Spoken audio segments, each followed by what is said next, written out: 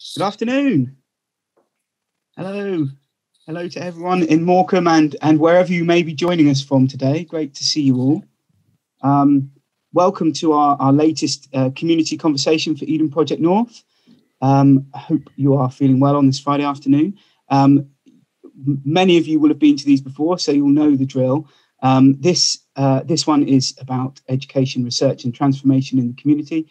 We've got a great panel of guests who will be introduced by our Chief Executive, David Harland, very shortly. Just to run through how we do things, we'll have a little talk from each of our guests, introduction from Dave, and then we'll go straight to questions and answers. If you'd like to ask a question, please do put your hand up in the Zoom platform. So just open up the participants window and you've got the option to put your hand up there. Please do that whenever a question occurs to you.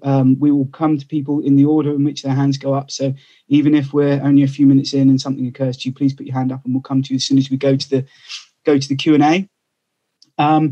Recording of this conversation will be made available shortly afterwards. That'll be on our website, and it will also be emailed to you if you've opted in for that. You can also please come and join us for our next conversation, which is on the 18th of June, and that one's about our neighbours. So check out edenproject.com/north for all our future events. So I think that's it as far as sort of the nuts and bolts are concerned. Dave Harland, over to you. Thanks, Ben, and good afternoon from what is truly the Wild West today. It is windy out there and windswept here at Eden, and the joy is that we've reopened down here in Cornwall for the last week, which has been really, I think, great for the soul, great for the visitors that we've had through the door. So if you're fancying a trip to Cornwall, now is a good moment. So there's my bit for the Cornish Tourist Board. Also on the line with us today, we've got some of the team, because regrettably I will have to go at 1:30, but answering all the questions today will be Emma Critchley, who's our project manager, Tim Neri, who is involved in is the project lead as well. Blair Parkin is there and he's got his lovely fez on.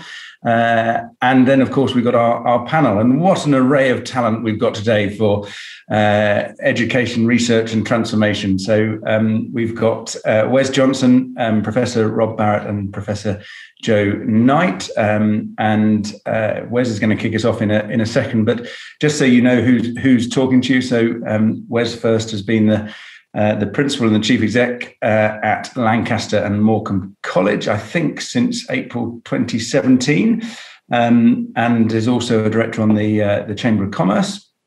And our relationship with the college has actually been deep rooted since we started this program, and that's because I think we share a rather nice set of ideals. And the joy is that in 2024, when we're going to open, the college will celebrate 200 years as an organisation in the district. So, we rather hope that actually at the same time as that we'll be opening. So that'll be some party, Wes. So we're looking forward to that. Then we've got Professor Rob Barrett. So, Rob has emigrated from Cornwall over the Tamar all the way to the northwest, and is the first ever Eden Project North Chair of Education and Engagement. And he started that post back in May last year, and researches in the field of children's participation in environmental education.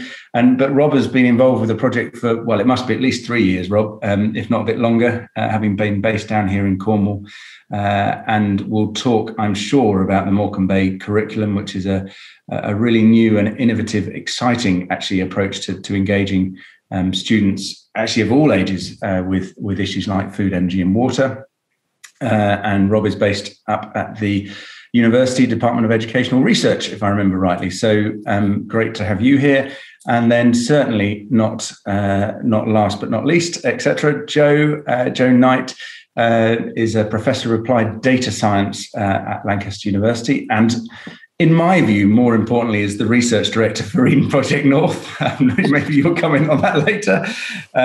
And we're delighted, because that's Are you now in post, Jo? I can't remember. Has it started? Yeah. It has. Yeah. Marvellous. And we're going to see you down in person here at Eden. And it says on my screen here that you've got a husband, a child, and a neurotic Cocker Spaniel. So we like a dog link in these descriptions. So that's the team today. I think generally on Eden Project North is that we've been beavering away in the background, as you'd expect. We've been doing a lot of work on the financial business case with the government and others, which is encouraging. I would say that people are asking us the right questions, and which is always a good sign when you're dealing with the big numbers. And so we're progressing in that regard.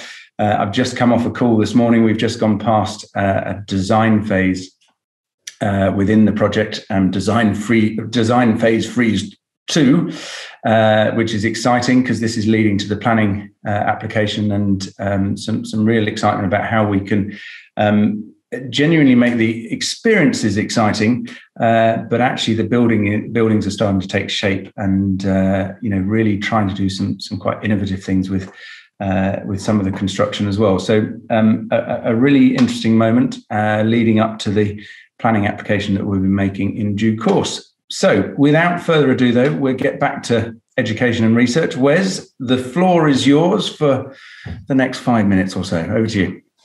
Thanks, Dave. Thank you for the kind introduction. It's great to see a number of familiar faces on the call today and lots of new faces. So thank you for the opportunity. Lancaster and Morecambe College, as Dave's mentioned, has been part of the fabric of Lancaster and Morecambe for a mighty long time. But as a college, we have two very clear guiding principles. One is being the technical education specialist in the area, employer-led in everything we do. Our second commitment is absolutely to the social mobility and community cohesion of Lancaster and Morecambe and the wider district. So when news of Eden broke in 2018, we very much resonated with our own thoughts as an organisation. So literally picked the phone up, travelled to Eden, met with Emma, met with Si, and met with Dave shortly afterwards, and realised immediately there was a huge overlap in terms of the values of us as a college with the values of Eden Project and the values that underpin Eden Project North. That was followed up very, very quickly, actually, with the first meeting with our colleague, friend and governor of the college, Professor Robert Barrett, on, I think it was the 9th of January in 2019. And I think we put that down, Robert, now as the birth date for the Morecambe Bay curriculum, because quite quickly we were able to bring a whole range of stakeholders together who, again, shared those values that we'd really captured from Eden. And Robert, at that time, was leading Eden Project Learning in Cornwall. And again, huge opportunities there to really capitalise on this shared sense of purpose from the wider education community. And it's been a roller coaster journey ever since. And despite COVID, the Morecambe Bay curriculum work, which I'll let Robert explain in more detail in a moment or two, has gathered huge pace, absolutely huge pace. We immediately realised how important this was, and we crystallised this sense of purpose within a 25-year agreement between ourselves and Eden Project Learning, with the Morecambe Bay curriculum at the heart of it. We decided at that point that it must be a long-term project. It couldn't be a flash in the pan. It couldn't be even a 5-year project. That wasn't enough. It needed to be a generational project to make the difference that both ourselves as a college, our education partners, and Eden Project wanted to make. And we were really pleased with that. And soon after we'd signed that 25-year agreement with Eden Project, we developed an Eden Project North Hub here at the college, which is on our 6th floor. Unfortunately, it's not been used by external stakeholders for this last year, but it was heavily used before that, because actually looking out that window, as I know a number of colleagues on the call have now, you understand all of the reasons why Eden Project North wants to come to Morecambe.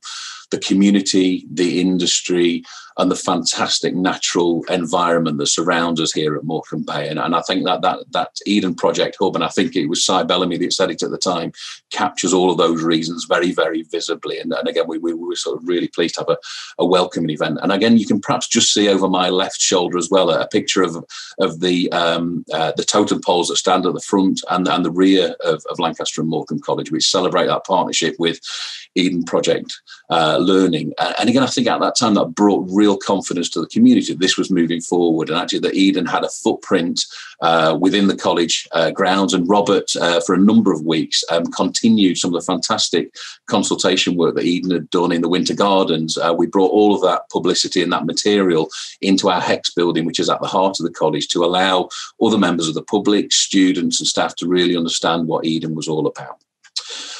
So that was 2019, and we've moved on significantly. And I think we've now got something really, really special within our partnership with Eden Project and with a whole range of other stakeholders who I'll describe in a moment, but really sort of anchored around this idea of a Morecambe Bay curriculum, a place-based curriculum, which is fit for purpose for this place, this special place that a lot of us live and work in on a daily basis. And we all certainly hope that Eden will be part of this special place physically from 2024 onwards. And it's worth saying at this point that the whole development around the Morecambe Bay curriculum hasn't been funded by project funding. It hasn't been funded by huge pots of money being parachuted into the area. It's been funded by goodwill and voluntary time from so many different stakeholders. And the reason that people have donated that time is because they really believe in it. They really believe in the reasons why Eden's coming here. They share the values. They really see how we can make a difference. So in terms of the scope of that Morecambe Bay curriculum, it's everything from our early years practitioners, even prenatal colleagues, right through the primary schools, the secondary schools, not only in Lancaster and Morecambe, but across South Cumbria as well, and as far around to Barrow. It's the local colleges, it's our local universities. And again, we're really pleased that certainly since Robert's more recent appointment between Eden Project and Lancaster University, that Lancaster University have put a significant amount of resource, both human resource and sort of effort and strategic effort behind the Morecambe Bay curriculum and Eden Project North. And that's really bearing fruit as we now make the transition into the next stage of the Morecambe Bay curriculum, which Robert will describe in a moment. Huge support from our local employers, Chamber of Commerce, both local bids, a whole range of other employer representative bodies, the Morecambe Bay Tourism Association, have really brought behind this, as have Lancashire, LEP, has had the Skills Hub, a whole range. It's important to mention as well the third sector. And again, our colleague Yak Patel's played a huge role in terms of ensuring that really, the phrase I use all the time, and I don't apologise for it, is we need this rising tide to lift all boats. And as a college, we're committed to not leaving anybody behind. And again, having the third sector on board is really important in terms of making sure that the benefits that we bring, not only from Eden Project, but for the work of the Morecambe Bay curriculum, makes a difference in all parts of our community. And that's hugely important to us. So we've got a really special and important and a unique movement going on. We don't know of this Morecambe Bay curriculum idea happening anywhere in the country or internationally. And I think that poses a real opportunity for us all. But actually, the key thing is it's already making a difference in Lancaster and Morecambe and that wider area around the Bay. And again, I know in previous meetings we've talked about some of the work that Eden are engaged in on the far side of the Bay, in Barrow, on Walney Island. And again, our relationship, for example, with Finesse College has been hugely strengthened through this process, as has our more local relationship with Lancaster University. And as part of this project, we've signed a long-term 10-year memorandum of understanding with Lancaster University, which is all around bringing new opportunity to our area, which is incredibly important. So as fellow anchor organisations within our community, we're committed to our community and we're making a huge difference. So I'll pause at that point, Dave, because I know Robert's got much more to say on the Morecambe Bay curriculum in particular. I have a feeling he might in a second. Wes, thank you for that. I'm stealing a rising tide to lift all boats and anchors. You are clearly a man with some nautical themes and metaphors, but that's kind of right where Lancaster and Morecambe is, I guess. Absolutely. Thank you for that. That was great. And I think the wonderful thing for us is both with the university and with yourselves is doing this now before the project has even started. Is so exciting because I think we've talked about this on these conversations before, that actually there's in Cornwall there was a lot of retrofitting of having discovered that we had a success, whereas here actually the idea that people can get themselves, if you like, Eden ready in inverted commas, get the skills that they need, get the training now and so on is just so exciting. I forgot to mention, I've got two other colleagues, Jane Knight, some of you will know, who's our landscape architect, and I think also Gareth Jones, he calls himself a recovering architect, part of our design team, are also on.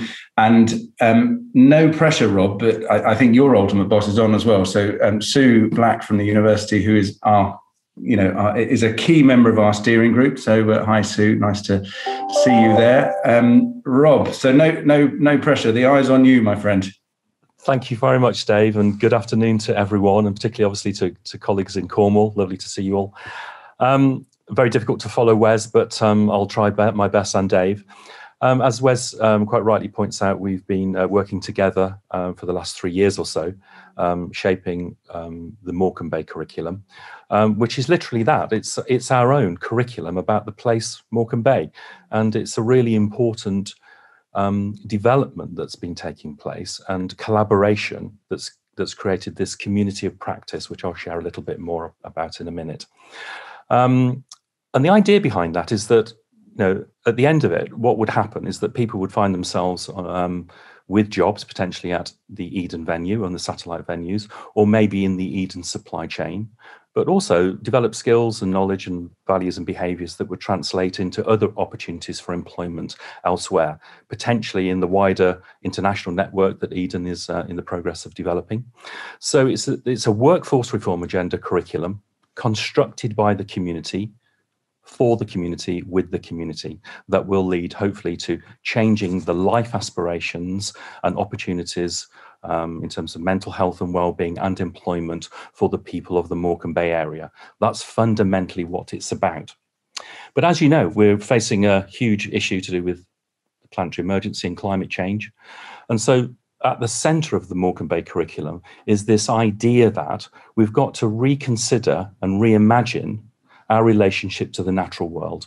And what does that look like? How do we as people live in this place called Morecambe Bay in consideration of all other living life forms, the more than human world, and the physical environment? What does that mean? How do we reposition ourselves to ensure that everything that we do together leads to creating a new sustainable ecosystem that we call Morecambe Bay? And that's really important. So what we're trying to do, therefore, is redefine the relationship that we each have to each other and to ourselves and the place in which we live. That's often described as the sort of social contract between ourselves and our government, or the place in which we live, and ensure that our sense of self-worth, who we are, is predicated on the fact that we're all working together to create a healthy place in which we live. And the Morecambe Bay curriculum is absolutely focused on that agenda. So for school teachers that are involved in the project and health professionals that are involved in the project, what we're defining is a whole set of projects which we're calling powerful projects, which are underpinned by the United Nations Sustainable Development Goals. So they'll focus on the community, they'll focus on the economy, they'll focus on the land, the water, and the air. And every single project will be intergenerational and will be about our future survival. In fact, fundamental to our future survival. And so for teachers and health professionals coming into this, they now see themselves as having something where their own expertise is speaking to their own vocational calling. Because what we're delivering at the end of this is a new, healthier place in which we live. And as Wes points out, and I think Dave's mentioned already, it's starting at prenatal. So it's young mums that are pregnant and parents and carers of young children, and going right through each of the education phases, right up to 25 years, and lifelong learners as well, all involved in developing and having a curriculum experience, which we're describing at the moment as a Bay lifestyle. So how do you get yourself educated through the education system? What does that mean for you? And what might that lead to? And at each phase of education, our colleagues in early years, special schools, primary schools, secondary schools, the further education colleges and the universities are all working to define what the Morecambe Bay curriculum will look like in those spaces of education. And at the moment, there's a number of pilot projects that are taking place right across all of those phases, exploring how we can make sense of what the Morecambe Bay curriculum will be.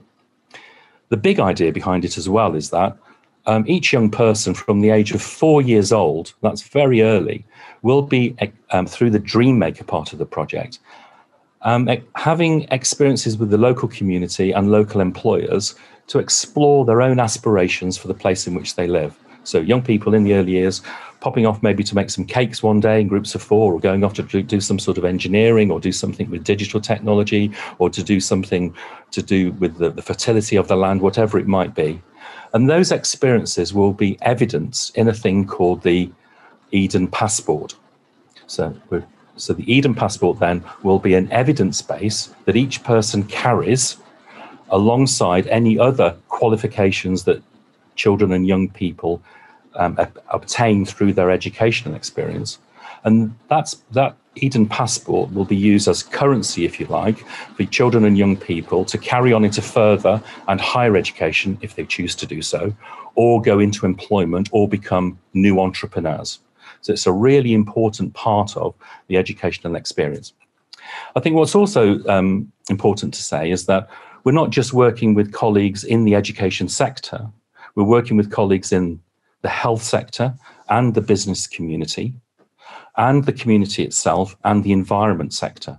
And what we're trying to do is create a curriculum that speaks to each of those agendas, so that strategically for the Bay, we can create a curriculum that maximizes the opportunities and potential of the place in which we live, so that we can create new, sustainable futures for all of us, creating a healthy place to live.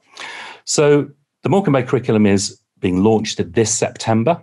And you may know and heard of already that some of your children or grandchildren have been invited already to have a conversation with the Eden Teddy Bear. And the Eden Teddy Bear has been travelling around all of the early years settings, sharing a story that was written for the Morecambe Bay curriculum called The Story of Clarence, which I won't go into.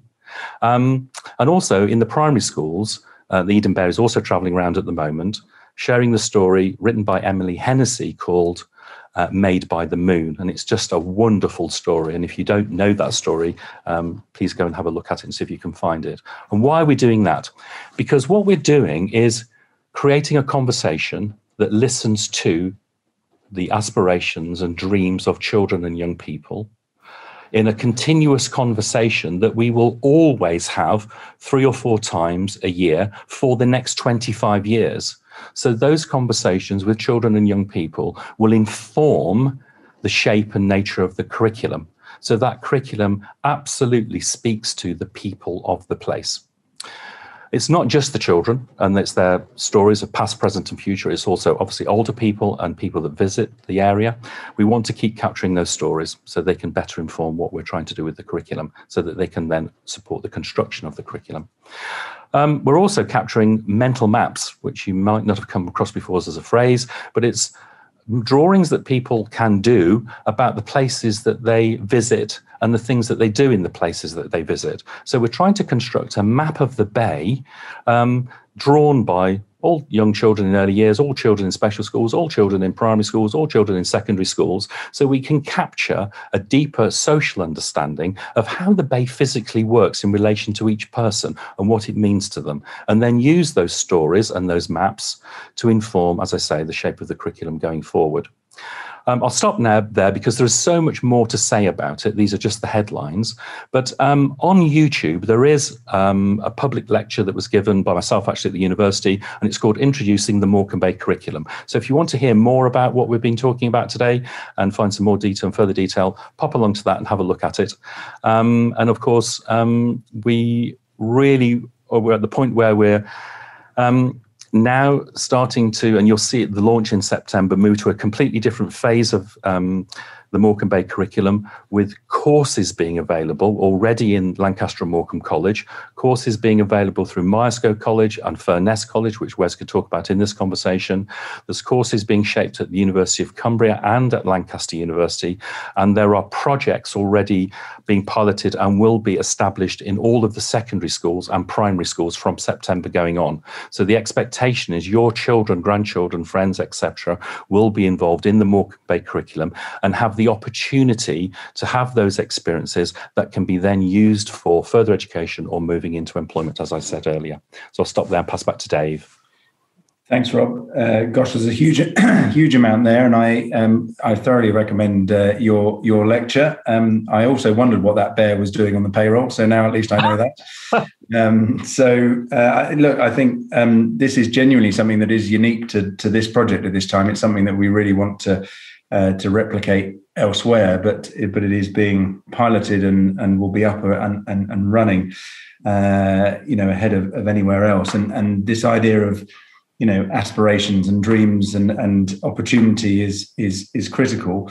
And I think the joy is that we are trying to create a sisterhood of sites across the world, and the linkages that we could make here with those absolutely critical themes that you highlighted, and there are many others, is just so exciting. And as are the intergenerational links as well. So great. Thank you, Rob. I think Joe, you are the dessert of this three-course lunch, and I'm sure you'll build on some of that given your background as well. So over to you. Okay, thanks very much. So it's great to join this call and see all these Zoom faces. And as has been mentioned, I'm very recently taken on the role as Director of the Research for Eden Project North. So I'm the kind of new kid on the block in terms of what's going on here. But I'm pretty excited about it. One of my friends actually suggested it was the most interesting job in the university. But we'll see how that goes. And perhaps I shouldn't mention that to too many other people in the university. Maybe Rob will fight for that tag, and Sue, who's online. But anyway. So I've been at Lancaster for about 5 years, and my own research is based basically on numbers and health. But I'm really excited with this new role because it gives me a possibility of branching out into new spaces. So what I'm going to be doing with the role is to look to catalyse new research. So the project, the research that we'll catalyse will be things that have the ethos of Eden and the expertise of the university and our collaborators, and be linked very much into Morecambe Bay. So to flesh it out, I could give you an example of something, and I'm going to do a bit of a Blue Peter style. This is something that we made earlier because we already have a growing partnership with Eden, and I'm going to talk about a project that's underway thinking about microplastics. So in terms of the Eden ethos, Eden International is looking to create new attractions with a message of environmental regeneration. Microplastics are clearly a threat to soil and water health, and therefore biodiversity and human health. They're the opposite, essentially, of regeneration. And we can see big bits of plastic. We can see how they damage wildlife, but we don't fully understand how microplastics from litter, from building work, travel through our drainage systems. So when it comes, that's kind of, the ethos of Eden and the regeneration. The expertise, whilst this may not seem the sexiest piece of research to talk about, we do have expertise in road gullies. We've done previous research where looking on preventing flooding through gully maintenance based on sensor deployment. And that's actually surprisingly a very important. Lots of flooding locally that comes from surface water. And so if you prevent that, it's a really good thing. So we can develop and extend that research by thinking about how we can use sensors to monitor microplastics in the system, in the drainage system. And then we can use mathematical models and artificial intelligence to understand where is the plastic coming from, where is it going to. And so that's kind of the expertise piece of it. And then place. Clearly, this kind of thing is paramount of importance to the bay, because a bay full of microplastic will do nothing for the host of living things that live there and for those of us that eat them. So it's really important to the place as well. So those are the kind of research projects that bring together the ethos, the expertise, and the place. But I think with Eden as partner, there's additional special things that you can think about in terms of research and really important things, even beyond this ethos of connection of nature and regeneration. And it's about our ability to engage people at a different level from what's typically done in research. In research, there are a lot of conversations about engagement, and showcasing our research in lots of different venues is really important as an aspect of research.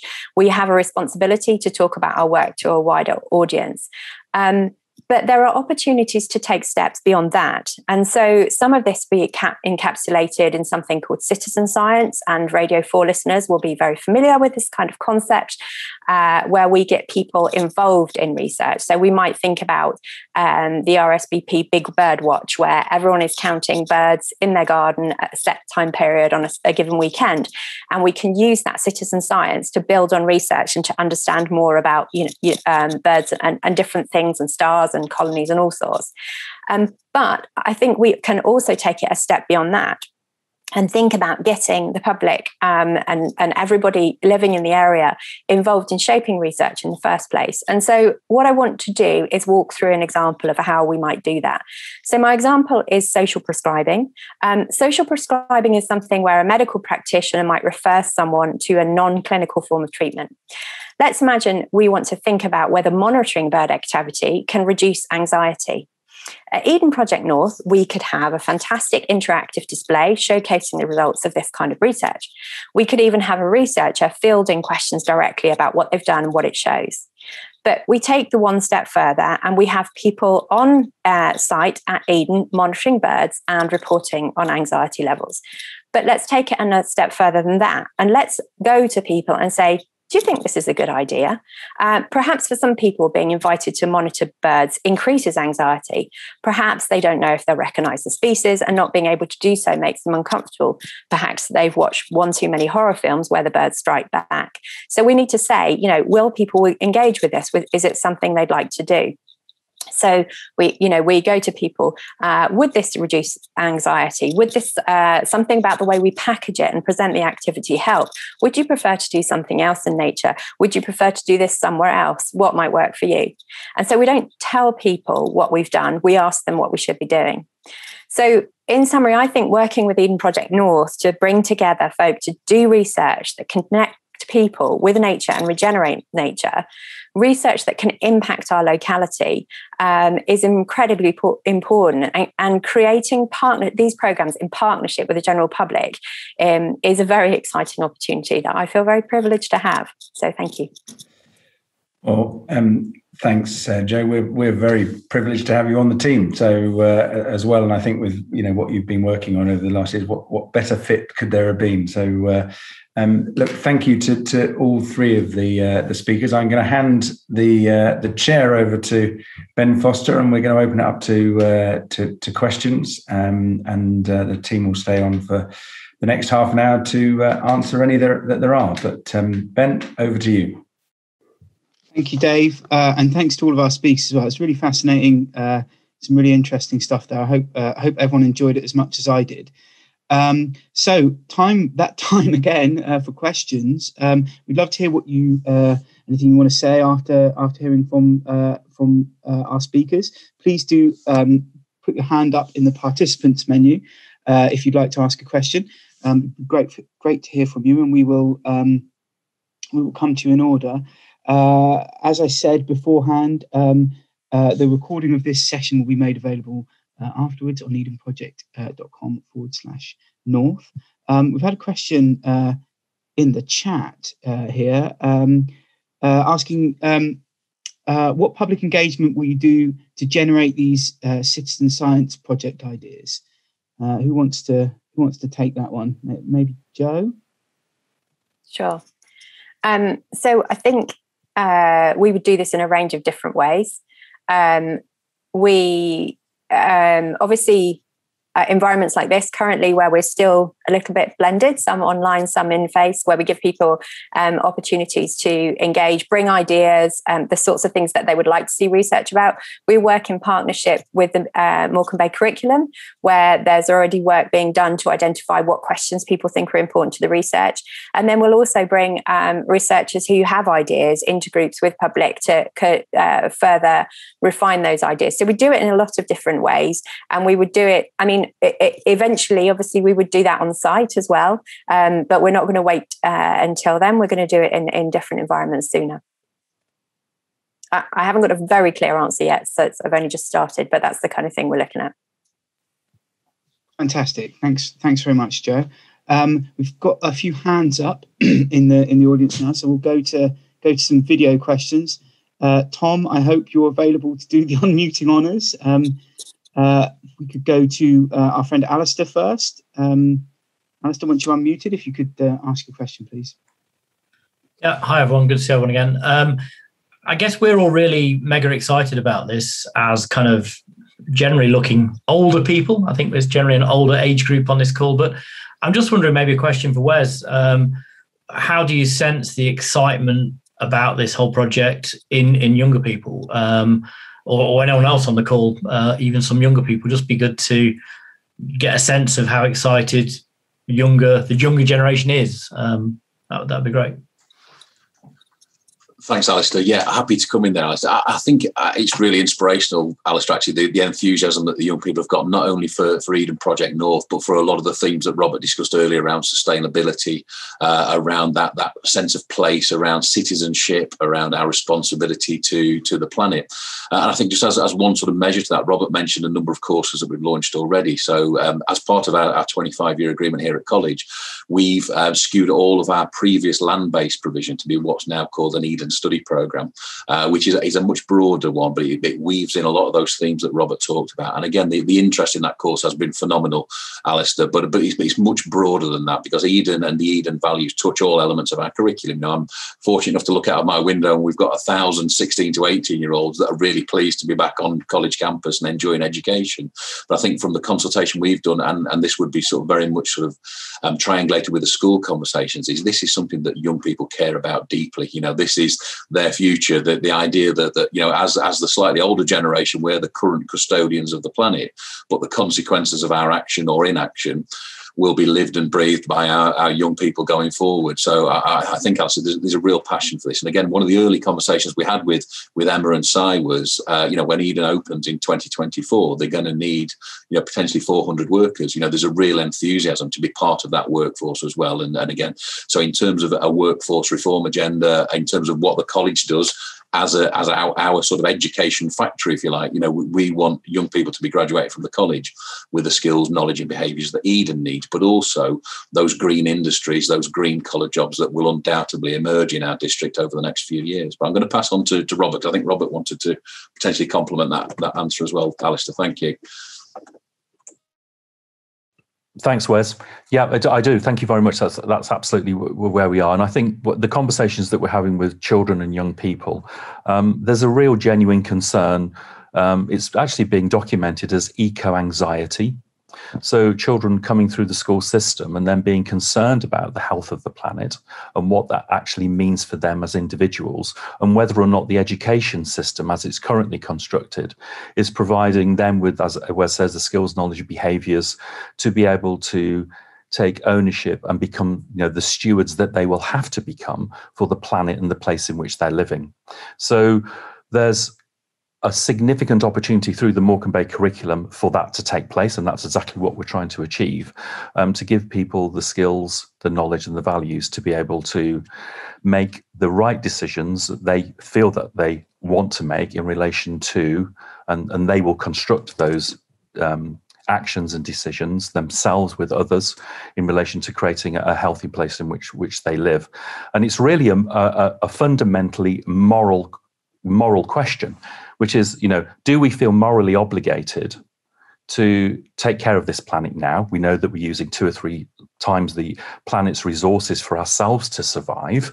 And a recent environmental movement was talking about the idea that, people of my age will die from old age. Young people might die of and potentially die of climate change. So not of old age. So what does that mean? Are we, in terms of that moral question, morally obligated to those that follow us? Are they likely to make the same decisions that we are making?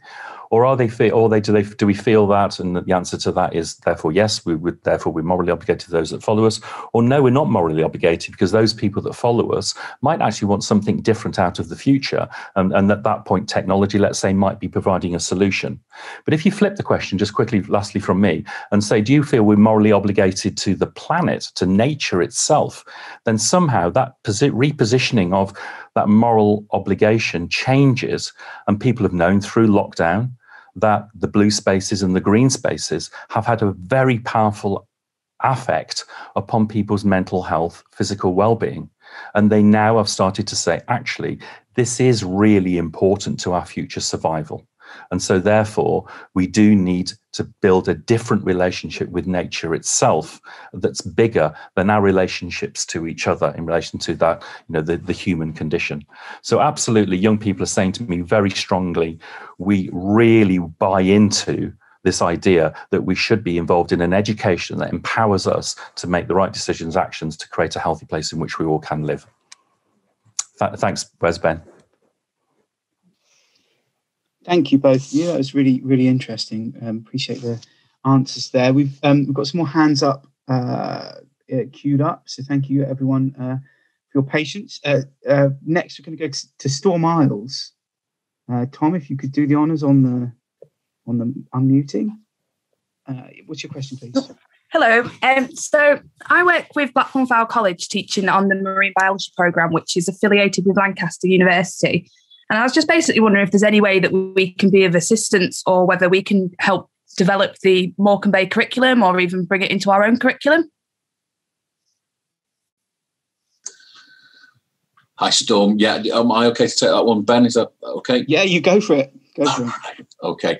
Yeah, thanks, Storm, for your question. Yeah, absolutely. And obviously, we partner with Blackpool and the Fowl College as part of the Lancashire Colleges group. I think one of the challenges we've got at the moment is making sure that we build the Morecambe curriculum on absolutely firm foundations, because there's so much passion for this subject that it could quite easily inflate very, very rapidly. But, obviously we work with key partners, Storm, to sort of drive forward the curriculum. And obviously with your specialist knowledge, I'm sure, Robert and I would be really keen to engage in a conversation with you in terms of how that could weave into some of the work that we're doing. And obviously we're acutely aware that the Bay as a whole, we've reached around to Furness and that side on the sort of Cumbrian Peninsula. But obviously, Fleetwood on the other side of the Bay, and obviously that contact with Blackpool is hugely important. And obviously we've got that joint link through Lancaster University as well. No problems. If you want to send me your email address, or if you want to pass me on your email address through someone, then obviously get in contact. We'd be more than happy to help out, and we've got a large group of students that are willing to do anything as well. Fantastic. Thanks, Storm. That's wonderful. Thank you. Thank you, Storm, for your question. Thanks, Wes. Next up, Howard Rogerson. Howard, welcome back. Good to see you again. Once you're unmuted, please ask. Thank you. Yeah. One of my questions is, will the curriculum be such a wide spread that it may include music and the arts, so that we could express the engagement and involvement with the project through the arts rather than just the scientific, in inverted commas, understanding?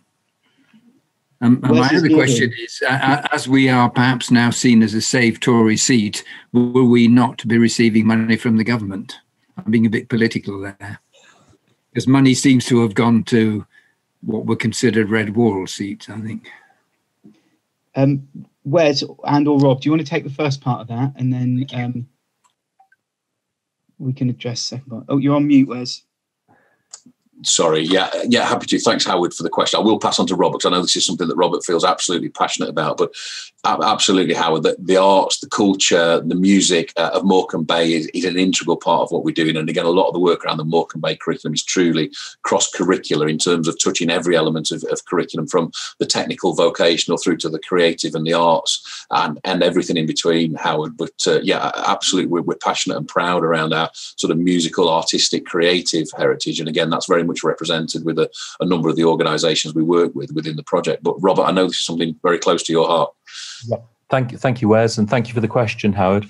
Absolutely. So if we think of this as a sort of creative industries continuum, there is the absolute aspiration that arts are at the centre of what we do, and that's come strongly through from early years right through, with provocations and the creative expression of young people, challenges that we have within the education system through, for example, the International Baccalaureate, which I do actually really like, and the English Baccalaureate and academy curricula. To what extent are the arts and expressed, and giving people the opportunity to express themselves through performance and dance and music and literature, and what that might look like. So actually, we're just starting a new project with colleagues in South Cumbria who are involved in comics and looking at how comics can be used as a way of creating an opportunity for young children and young people to express their own sense of self in relation to their own cultural identity, in relation to particular agendas, and in this case, one in relation to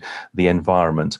And that sits behind this idea that for so many generations, people have farmed and fished the land and the place and the culture has formed and shaped the identity of each of the people that live in the place. But when you talk to First Nations people and Indigenous communities, they talk so powerfully about their emotional, intellectual, and spiritual connection to place and how that place defines who they are. And so within the Morecambe Bay curriculum, this is one of the strong drivers that's starting to frame what will be within the content and the experiences within the curriculum. So we know that we're going to bring stories in. We know we're going to bring a STEAM agenda in, which you've mentioned in terms of STEM. Will it have the arts? Yeah, arts will be in there. It will have something to do with Charlotte Mason, John Ruskin, but also really importantly, it will have a very strong relationship to the cultural nature of the place in which we're living, and what does that look like as it's expressed, as you say, through the arts. So that is, yeah, absolutely central to what we're doing. It's a really good question. Thank you. Thank you, Rob. Thanks, Wes. And on the funding aspect of Howard's question, perhaps actually, Joe, you've got your hand up. Did you want to? I don't want to answer the funding question, but I wanted to say, I just wanted to say, from a research point of view as well, we would cover the arts. It doesn't just have to be the science base. Great, thank you. So on the funding, Tim Neri, if you could address that point from Howard, that would be great. Thank you. The bit I picked up on funding was very political, and I'm not sure I can do that. Could you make the question just a little easier for me, if you don't mind just rephrasing it? I heard a bit about in the previous budget, the last budget we had. Yeah, quite a lot of money was given to areas that were needing funding quite clearly. Yeah, but sure. Was seen by the media and others that they were being pushed into areas that would encourage people to vote Tory.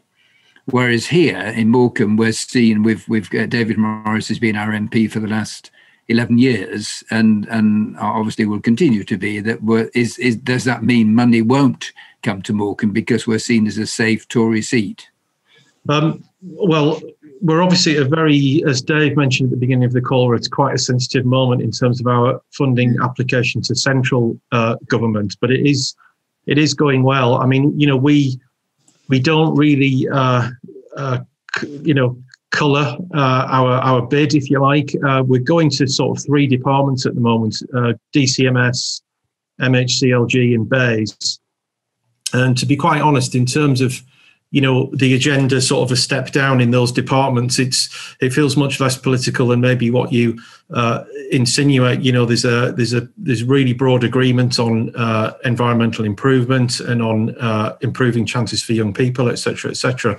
So I think one of the things we felt is that unlike normally, there isn't really a pot there. We're not going for levelling up per se in terms of that fund that's been launched by government. So we're going for cross-departmental funding from those 3 departments over a number of years, and that's where we hope to get our grant funding. And then at local level, because we did obviously notice the political change recently at the council, again, we have very broad cross-party support. So I just feel that, we know that we've got a fantastic thing on offer, and we feel that many people, many politicians will support it, no matter what the other discourse may be.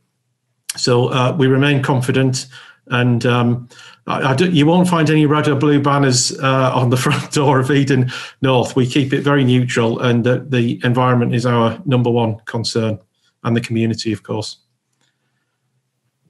Thank you, Tim, and thank you, Howard, for your question. Next up, we have Peter Tom, if you could do the honours, please. Peter, when you're ready. Hi, everyone. Nice to see you all. Absolutely love the idea of the Morecambe Bay curriculum. I think it's got the potential to inspire and actually raise the aspiration of an entire generation. I suppose I'm thinking as a former secondary school teacher here, so quite a specific question. Schools and school leaders and teachers face, I suppose, a variety of competing pressures, including exams, etc.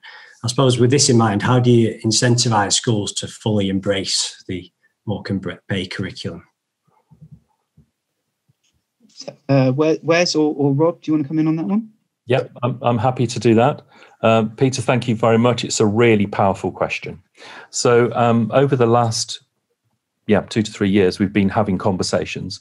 And the way in which we work at Eden is to invite people to a conversation, to build relationships, and then through those relationships to build trust, and then to think about whether there's an opportunity for us to do something together that will lead to a thing called a project that would then directly impact upon some particular thing.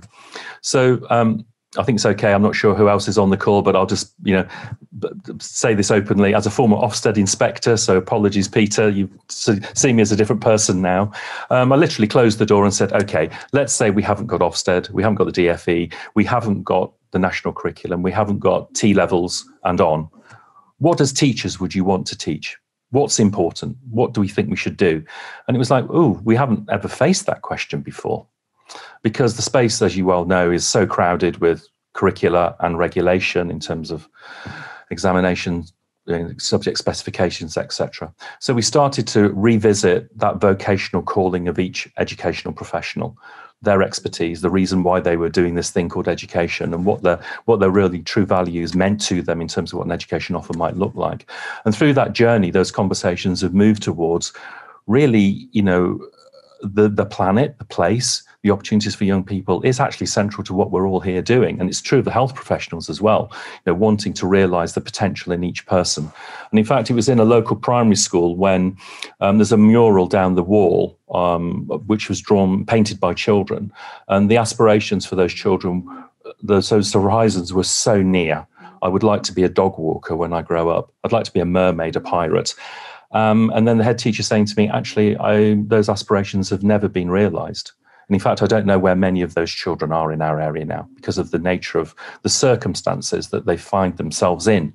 So the curriculum has appealed to the vocational calling of teachers and a realisation that, in fact, supported by Ofsted, that we can now, through the new Ofsted framework, create a culturally and contextually relevant curriculum. And that's what Ofsted are looking for. And we're in close conversation with HMI and Ofsted. And in fact, they visited the college, which Wes may want to report, and had a look at the Morecambe Bay curriculum as expressed through a further education college. And in fact, the college, not to steal this from Wes, has been recognised by the Association of Colleges and been highly commended for the work that it's done already with the Morecambe Bay curriculum in terms of providing an alternative opportunity for young people. But the question that you're saying, it's really important. The curriculum space is so crowded that how do you fit anything else in? And absolutely, that's where teachers start. But gradually, as they start to gain ownership and the recognition and awareness of that, actually, this is really important. If every project that we do is fundamental to our future survival, when it has to be now because of the nature of the planetary emergency, then why wouldn't we be doing it? And so they've found space. And they're creating space, and gradually, it's not replacing the national curriculum, it sits around it. And the conversation have been, how can we get systematic synthetic phonics into that part of it in the primary years? What might this look like in terms of a project for GCSE geography or history or science or whatever it might be? How can we make those connections and make it work? But it's a question that we will continue to face and have to reconcile until hopefully, my aspiration is that the Morecambe Bay curriculum is the curriculum that's taught in our area. It's the place-based, area-based curriculum that leads to its own qualifications and its own accreditation, that it has international UN support for what we're doing, that we've got a climate science educator in every school, that every project you see is a tipping point for the environment, because this place is now unique in the world because it's made a difference to the future of the health of that ecosystem. And this curriculum has driven that agenda, led by people. I'll stop there because there's so much to say, but yeah, it's a great question. Yeah, and I think just to reinforce that, Peter, and just to touch on one of Robert's points, I mentioned earlier the passion of young people. I think what came out early doors on this was the passion of our teaching and educational workforce to be part of this one as well, despite those challenges that you quite rightly point out. And I think a moment that stuck with me, probably in 2019, was when Robert and I first met the primary head teachers. And one of the head teachers said, "This is the reason I came into education." You know, that sort of caps it for me. And again, Robert's made reference to Ofsted. As a college, we do have more freedoms and flexibilities in terms of our curriculum. And it's worth saying we've been running the Eden Study Programme, and it's now going to be in its third year from this September. We also run an Eden traineeship. Ofsted came in and thoroughly tested that, and the work that we're doing on the Morecambe curriculum really fits into the idea of intent, which for those of us that aren't subject to the joys of Ofsted means, why do you do what you do? And actually, Ofsted really got it. You know, they really understood the Morecambe curriculum. And I'd sort of urge colleagues to have a look at our Ofsted report, which captures that in very much credible language, which brought a lot of confidence and comfort to our other school partners in particular, to say, actually, it's okay to think outside the box. It's okay to do something different. It's good to add value over and above the curriculum. But I think your fundamental point stands firm, Peter, in terms of that's okay, but you know, there's a workload issue as well. And that's why I made the point earlier that everything we've done thus far has been voluntary. It's been people dedicating their time without any financial incentive to do so, because people believe in it. So thank you, Peter. Yeah, great question. Thanks, Peter. Thanks, Wes and Rob. I think I speak for the whole team when I say we're all looking forward to trying the Morecambe Bay chowder when we're next up there. So we've got 4 minutes left. Wow, really, time has flown today. Let's go very quickly to Anne. Anne, when you're unmuted, if you could ask a question, please. Hi, great to join you for this conversation. It's the first time I've had the opportunity to do so, and it just sounds hugely exciting. As a native of Morecambe, though I'm not living there at the moment, this just sounds absolutely fantastic. My question very quickly is around spirituality and well-being, not just in relation to physical health and mental health, but also spiritual health. I've done quite a lot of research around children, young people's spirituality and nurture of the whole child. And I also work as a schools advisor with church schools. So I wonder whether there has been much consideration given to that aspect of education. And talking about curriculum intent, that also applies to church school inspections, because I've been a SIMS inspector, and looking at school vision and how that ties in. So I'd just be really interested to hear any thoughts around spirituality and spiritual well-being, linking into all other aspects of well-being. Thank you, Anne. That's a great question. Wes or Rob, again, who wants to go? I'm happy to say something. Go on, Rob. Yeah, it's just about, because I'm very conscious of time, but it'd be great, Anne, to pick up after the conversation with you, if I may, if I suggest that, to carry on and to properly answer your question. First thing is absolutely yes. Is the first answer to, short answer to your question. And we're working with Lancaster County Council advisors, and they're part of our current working parties that are supporting us with thinking through how spirituality actually can be at the centre of the work that we're doing. So it's a very, very powerful driver for what we want to do, which is to reconnect people. I'll just simply stop there, but to reconnect people with their own spirituality and sense of place, and that sense of higher levels of consciousness and relationship to each other and ourselves and the wider world. Yeah. Sounds brilliant. Yeah, I'd love to carry on the conversation. Thank you. Thank you. Yes, please. Thank you, Anne. Thanks, Rob. Okay, we have time for one more question. Rebecca. Oh, there was a very content-looking cat on your image. Tom, if you could unmute, please. Thank you. Rebecca, what's your question? Hi. I've met you a few times at the Winter Gardens things before the pandemic and stuff, and I spoke to Rob about how I've been doing marine conservation for my education the last few years. So my undergrad dissertation was about microplastics in mussels, and then I'm now doing a master's, which is about I'm essentially making learning resources about the microbial community in Morecambe Bay, and it's essentially the same question as the other one. How can I get involved with you guys? Am I able to email you? I've tried your email before, but I didn't get anything back, so I was hoping I might be able to give you mine. Thanks, Rebecca. Who wants to field that? Is that just yes, please. Go on. Apologies if I've not replied to you. If that's my fault. No, it was one of those things where it's like this email is too busy to receive emails or something like that. No, that's my daily. So if you come by Ben or Wes, we'll definitely pick up with you, Rebecca. And ocean literacy actually is a really important piece of work that we're doing at the moment. So that would be great to touch base with you. Super. So thank you. Thank you. Rebecca, your name was specifically mentioned the other day. We will get back to you. It wasn't, your inquiry was not forgotten. I'm sorry, we just haven't managed to. That's okay. Thank you very much. Okay. Thanks, guys. Fantastic. Thanks, everyone. Thank you, Rebecca. I think it's 2:00 now, so that's about all we've got time for. Thank you so much for your input today, and to all of our speakers and question answerers. I'm aware there are a few questions in the chat we haven't got round to answering yet, but anything we haven't already covered, when we will post answers to those questions alongside the video, so nothing will get missed. As I said earlier, this video of this recording of this event will go on edenproject.com/north and will be sent out on email if you've opted in for that. Our next conversation is on the 18th of June. We'd love to see you there. That's on our immediate neighbours in Morecambe. Emma, was there something? Emma, did you want to just jump in just before we go on? Just super speedily. So running alongside these community conversations, we're also shortly launching our slightly more formal engagement that will feed into the planning process. We haven't got a completely confirmed date yet, but we are looking at early June, and that will give you kind of a chance to comment on the design, landscape, transport. We'd love to come up to Morecambe. Unfortunately, because of COVID, we can't, so we are going to be launching that online.